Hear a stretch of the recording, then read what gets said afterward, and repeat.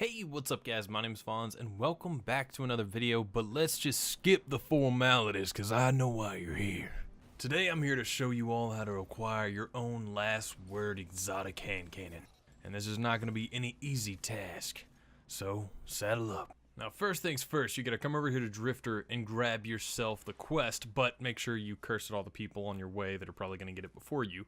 So the first step, the cleansing, is defeat Hive with solar damage, collect Hive tablets, and defeat Hive bosses. So grab that bad boy, and we're on our way. So for the first step, go ahead and equip solar everything. We're gonna head into a lost sector over on Mars, because I found that was the quickest way for me to get it done. There might be a faster way, I just like that the lost sectors drop you into your own instance. You can do some of these steps in Escalation Protocol, but like I said, you are going to be fighting against other people to get your kills. After a few runs in this lost sector, you should have finished the first step of your quest, with step number 2 being return and visit the Drifter. Now hold your horses. Alright, I gotta stop with the cowboy jokes. The next part is where it gets a little interesting. The Temptation quest step reads, feed it light by defeating guardians in the Crucible. Being defeated will impede progress. Translation, you can't suck in Crucible. You basically have to hold a 1.0 or above KD in Crucible to actually make progress on this step. You know what that means. It's time to sweat, baby, sweat, baby.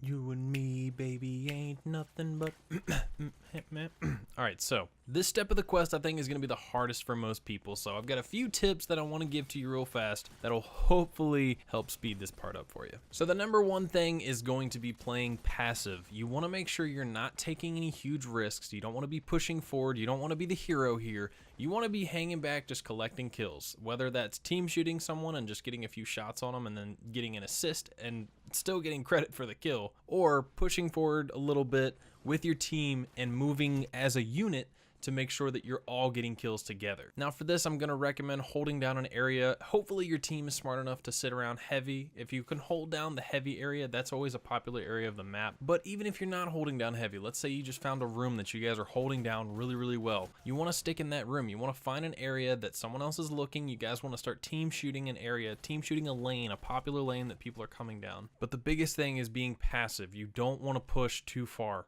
If your team gets pushed really bad, just dip, be out of there. Save yourself. Don't worry about your friends. Don't worry about trying to keep someone else alive. Worry about your numbers. Try to get out of there. Make sure that you stay alive as long as possible and get as many kills or team shots as possible every single life. The other big tip that I have is going to be based on your super that you're using. You want to use some sort of roaming super, whether it be Spectral Blades, Arc Strider, Hammer Titan, Nova Warp, anything like that, to make sure that you can get more than just a couple of kills with your super every single time, because this will just keep pushing you more and more in that progress towards finishing this step. And the last thing, which might be a little bit of a controversial tip, but I'm kind of okay with it because it's something that I ran into. If you're getting absolutely doo-dooed on, like if these guys are just completely obliterating you and you know you're not going to have any progress from the match that you're playing, just leave. Just leave. Especially if you're in quick play, it's quick play. Who cares? Just leave. Don't sit in there and make yourself miserable. Don't feel like, oh, these guys are using this weapon. Let me show them. Let me prove something to myself. Blah, blah, blah. Just leave. It's fine. You'll come across another match. Hopefully there will be people that aren't going to be in a 6-stack or aren't going to be as insanely good as those people. You're going to be running into Luna's Howl. You're going to be running into Not Forgotten. Just make sure, stay smart, stay in the games you know you can stay in and win, or at least make progress. Don't push out too far. Team shoot with your friends and use supers that are good for, you know, killing lots of dudes. Now once you have finished that part of the quest, congratulations, I believe you were through the hardest part. The rest is just a little time consuming, so you're going to have to head to Titan to complete a mission to stop a Hive ritual. This next part should be pretty straightforward. You're going to head into the mission, follow the path down into the Hive ritual, introduce yourself, and then, well, start blowing some stuff up. The only real mechanic in this mission is that you will have an acolyte with an impenetrable shield that you'll have to take down a couple wizards to take that shield down. Start doing damage on the acolyte, his shield will come back up, the wizards will respawn, and, you know, keep repeating.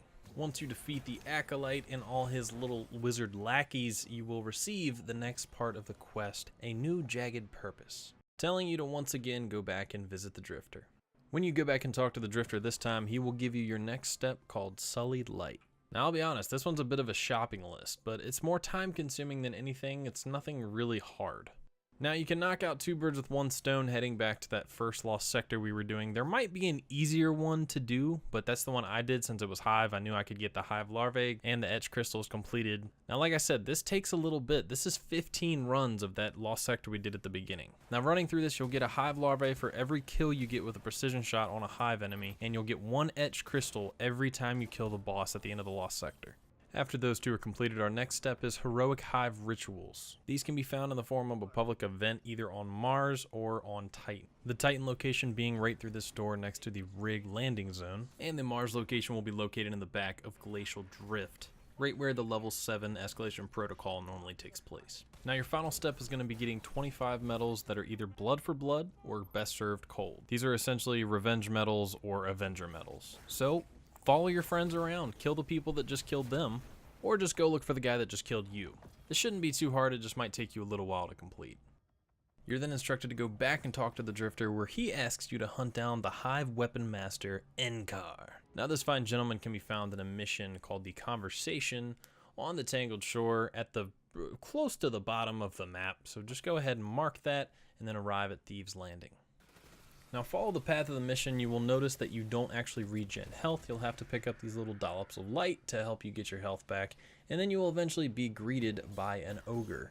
Now this ogre is pretty healthy. You're going to have to put a little bit of damage into him to actually kill him, but once you do, he will drop a relic in the form of a disgusting hive larvae that you have to touch. You actually have to touch it. Now place it in the disgusting hole, let it explode on you, gross, and then keep killing a few more enemies until another one drops and repeat the process. Except for this time when you place him, he does something even worse and crawls into the wall and then explodes and then opens up the path for you to keep going forward. Now here's my attempt to try to save you from doing what I did. If you get to this room, right here, yeah, it should look familiar. It's the room where we fought the rifleman, which should have been called the sharpshooter. I mean, come on, it looks like a shark. But yeah, if you get to this room, you're in the wrong spot. I was literally in here for like 30 minutes probably, just shooting random eggs on the wall and shooting all the little stuff and blew up all the barrels and then just did nothing until I finally went back out and realized I was in the wrong room.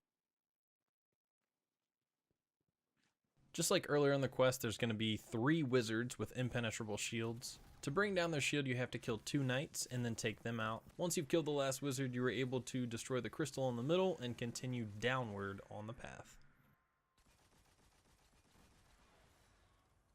Once you jump down the hole and head down the path, you will find some purple spikes in a pit that I am about 153.89% sure that they will hurt you.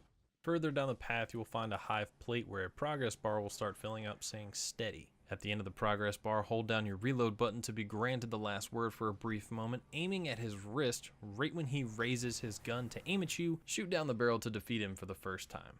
Your best bet of making this part easy is to make a habit of aiming at his wrist while the progress bar is filling up. Whenever you have a dot inside of your reticle that lets you know you have a precision shot, right when he pulls his gun out, as soon as you can see the blue light down his barrel, go ahead and fire as quick as possible.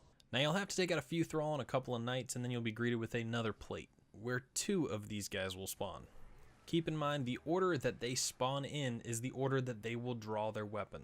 So make sure you're aiming at the wrist of the guy who spawned in first, and then be prepared to jump over to the next one as quick as possible and fire as soon as you can see down his barrel. After killing a few more enemies, you will arrive at the final area, the last plate. So I recommend sitting at the back of the plate, same thing. You're going to be aiming at the wrist on the first guy who spawned in. Get ready to move to the second, then to the third. Once you complete that and the weapon master is down, you will receive the last word.